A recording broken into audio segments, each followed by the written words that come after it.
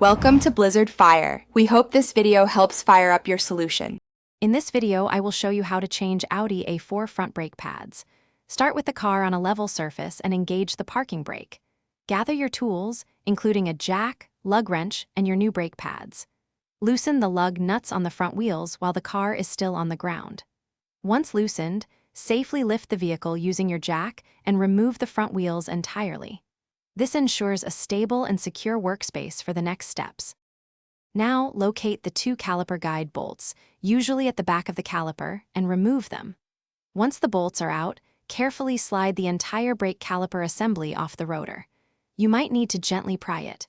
Then, remove the old brake pads from the caliper bracket. Take a moment to inspect your brake rotor for any deep grooves or uneven wear, which might indicate a need for replacement. Before installing the new pads, you'll need to compress the caliper piston. A C-clamp or a specialized caliper piston tool works perfectly for this.